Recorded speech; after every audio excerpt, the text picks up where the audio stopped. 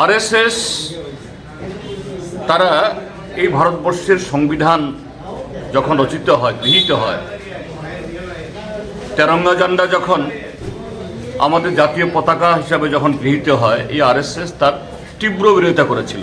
তারা বলছিল এই পতাকা আমরা মানি না, এই সংবিধান মানি না। ভারতবর্ষের সংবিধান হবে মনুষ্য সংস্কৃতিকে অনুসরণ করে। এই সংবিধান এটা আমরা বদলাবো।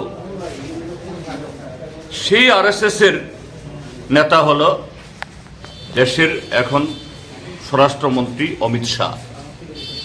স্বাভাবিক যে ভোটের বাজারে ভোট ধরার জন্য ওই লোক দেখানো ডক্টর আম্বেদকারের মূর্তির প্রতি এই মালা দেওয়া, আম্বেদকার স্তুতি কিছু করা, এগুলি হলে এগুলি সব কৃত্রিম। কিন্তু তাদের মনের ভেতরে যেটা হলো, এই সংবিধানকে তারা ভাঙবে, আর সংবিধান প্রণেতা এই ডক্টর বি আর আম্বেদকার আস্থা করে ছড়ে দেবে। এটাই সেদিন সংসদের ভেতরে, আর কোথাও না, সংসদের ভেতরে এত ভেঙ্গা করে যে আম্বেদকার আম্বেদকার আম্বেদকার আম্বেদকার, এটা ফ্যাশন হয়ে গেছে।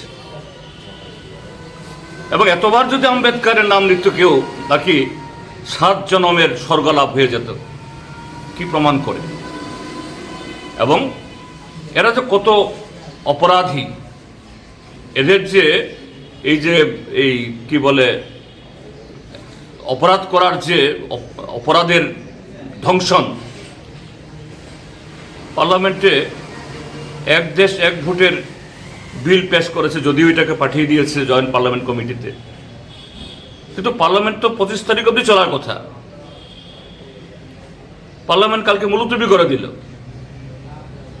অর্থাৎ এরা সুস্থ আলোচনা, গঠনমূলক আলোচনা, যুক্তিমূলক আলোচনা আরএসএস ভয় পায়। এই ত্রিপুরাজ্যের মধ্যে আমরা দেখি, কিছু হলেই ভেঙে দাও, গড়িয়ে দাও, জ্বালিয়ে দাও, গুন্ডা পাঠিয়ে মুখ বন্ধ করে দাও। তো তারই তো নেতা উনি।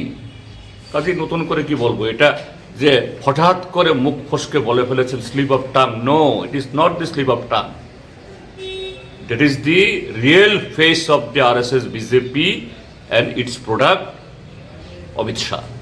এটুকুই বলবো আমি।